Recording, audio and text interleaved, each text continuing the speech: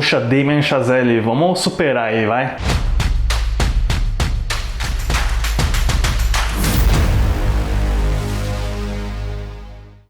Olá, fãs da Sétima Arte, meu nome é Lucas Nascimento e esse é o Lucas Filmes e hoje eu tô aqui para falar sobre Babilônia, o novo filme escrito e dirigido pelo Damien Chazelle. Mas antes, vou pedir para você curtir esse vídeo, se inscrever no canal e ativar o sininho para não perder notificação dos próximos vídeos. Finalmente eu posso falar sobre Damien Chazelle aqui no canal. Esse cara é um dos nomes mais interessantes que surgiu na indústria do cinema na última década. Eu gostei muito dos primeiros trabalhos dele, sou um grande fã de Whiplash, Em Busca da Perfeição de 2014, eu adoro La La Land, Cantando Estações de 2016, eu acho que ele rapidamente conseguiu se tornar como uma das vozes mais estimulantes, mais interessantes e originais também, tanto que ele acabou se tornando o diretor mais jovem a ganhar o Oscar de melhor direção. Foi um grande ano aquele, né? Então imediatamente eu fiquei muito interessado em ver tudo que ele ia fazer a partir dali. Porém, em 2018 o Chazelle faz um caminho bem diferente quando ele dirige O Primeiro Homem com o Ryan Gosling, que é o filme que conta a jornada do Neil Armstrong e o programa da Apollo até a Lua. Eu tenho vários problemas com esse filme, eu gosto da história e do tema,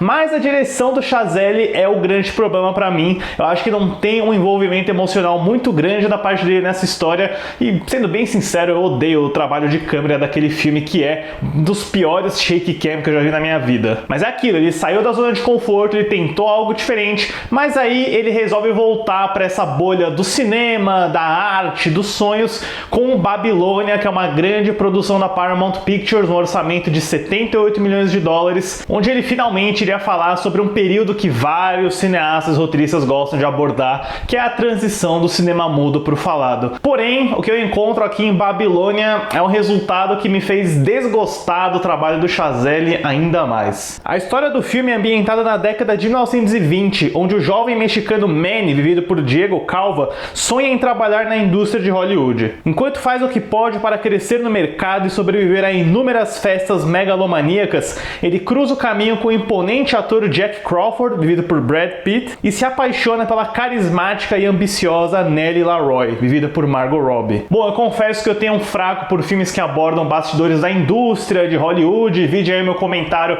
ao Assim Estava Escrito, do Vicente Minelli, mas também eu reconheço que existem vários filmes sobre esse tema, vários filmes sobre o mesmo assunto. Então, quando surge um novo desses, você tem que ter a confiança que o diretor, que o roteirista tem uma visão muito forte, uma abordagem diferente sobre esses outros filmes. Infelizmente, não é o caso do Damien Chazelle aqui. Eu acho que o Babilônia não tem nada de novo, ou original, ou até estimulante para dizer sobre esse tópico. E pior, eu vi vários elementos repetidos e reciclados de outros filmes que o Chazelle fez. Porque como o Chazelle escreve todos os filmes que ele faz, com exceção do Primeiro Homem, em todos eles, em Whiplash, La La Land, em Babilônia aqui de novo, você tem esse elemento de uma história de amor de duas pessoas que se gostam muito, mas que são separadas pelo caminho dos sonhos, pelo trabalho na indústria, e em todos eles tem essa perspectiva masculina de um cara que foi largado, de um cara de coração partido. Vendo esses três filmes, eu tenho a nítida impressão de que em algum momento Damien Chazelle teve seu coração partido em milhões de pedaços por alguma garota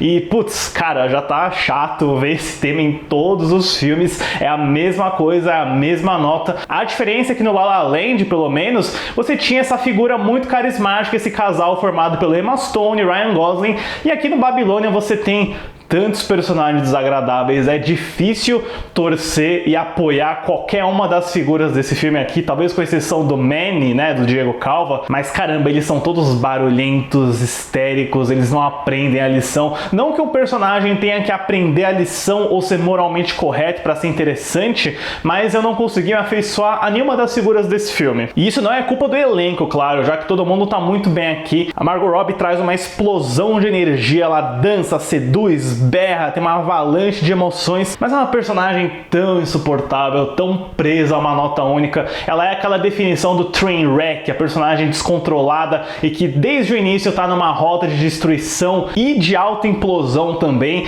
mas no caso dela eu não tive muita empatia quando ela quer chegar no auge, nem quando ela tá no auge, muito menos quando ela não está mais no auge. E de novo, isso pra mim meio que se aplica a todos os personagens do filme. O Brad Pitt tá bem como Jack Conrad, que é um ator beberrão que começa a enfrentar o lado mais sombrio dessa transição do cinema mudo pro falado, mas é isso. sabe? É aquela mesma história. Se você já assistiu Cantando na Chuva ou O Artista, do Michel Hazanavicius, você vai ver o arco do Brad Pitt como a mesma história do Jean Dujardin naquele filme, exatamente igual, sem muita diferença, mas pelo menos tem aí o Brad Pitt sendo bem carismático, ele explora bastante aquela veia cômica dele que dá muito certo, e de quebra ainda tem mais Brad Pitt falando italiano. Gorlami.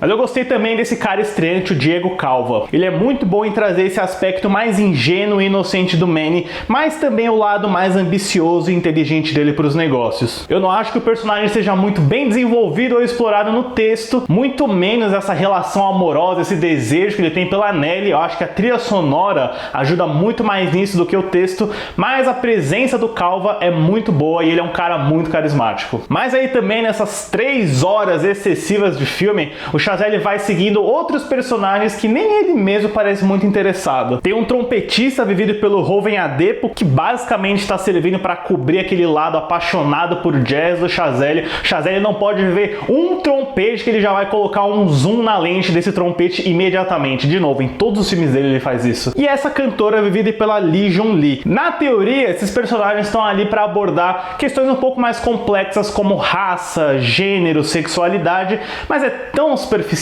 Tem algumas sequências que são tão gratuitas. Tem uma cena envolvendo o Adepo que é bem de mau gosto, na minha opinião, que tá falando um pouquinho sobre aquela cultura desprezível do blackface, né? Mas eu sinto que o filme não trabalhou para chegar naquele ponto. Ele tá introduzindo esse elemento meio bizarro com um personagem que apareceu tão pouco, que não foi tão explorado, que tá lá só, sabe? É a mesma coisa com essa personagem da Lee Jun Lee. Me parece quase como se isso fosse uma imposição, porque o Chazelle claramente tá muito mais interessado no Manny, na Nelly, no Jack, e esses outros personagens vão aparecendo e não tem o destaque que eles mereciam, até porque eles são interpretados muito bem pelo Adepo e pela Lee. Mas olha, eu também destacaria o Tobey Maguire, viu? O Tobey Maguire, ele tem só uma cena nesse filme, mas é de longe o melhor momento do filme inteiro. É uma cena que mistura humor e terror também. Eu nunca vi o Chazelle fazendo tanta tensão, isso é um mérito bom pra ele. É só uma cena, mas quando o Tobey Maguire aparece é pra dominar o filme. Mas sobre o tema e o que o Chazelle tá querendo fazer, eu acho que é uma coisa muito de uma nota só. Ele quer mostrar como a Hollywood dos anos 20 era barulhenta, obscena e descontrolada. E ele faz isso através de sets enormes, cenas com vários figurantes e um trabalho de fotografia bem bacana do Linus Sandgren. E eu também adoro a trilha sonora festiva do Justin Hurwitz, que é o colaborador mais frequente do Chazelle. Ele faz esse mix muito inesperado entre jazz e balada,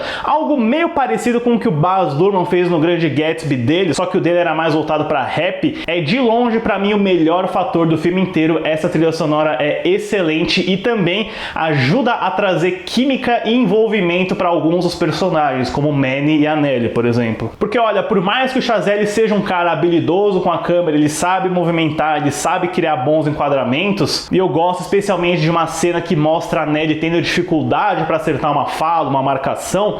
Eu acho que no geral o Chazelle é como uma criança de 12 anos que está muito impressionada com todos os brinquedos e com a capacidade dele de poder usar palavrões e nudez. Eu acho que o Babilônia faz, apesar de ser coerente com o tema do filme, é de um nível quase escatológico, é quase gratuito. Eu não sei quanto um filme precisa de tanto vômito em jato ou bosta de elefante, sabe? Porque pra mim pareceu meio infantil, meio bobo. Não parece que tem nada mais pra discutir além de mostrar esse tipo de cena. Tipo, eu não tô querendo ser puritano, longe disso, mas parece que não tem um propósito, parece que não tem nada além disso que o Chazelle tá querendo fazer. Um exemplo comparativo é o próprio Lobo de Wall Street, que é também escatológico pra caramba, mas o Scorsese sabe muito melhor como dosar as ações e consequências do que o DiCaprio ou o Jonah Hill fazem naquele filme. E isso falta aqui no Babilônia. E tudo isso vai caminhando até o Chazelle chegar num final que, putz, é um final muito divisível, é um final muito ambicioso. Eu aprecio a ambição que ele faz aqui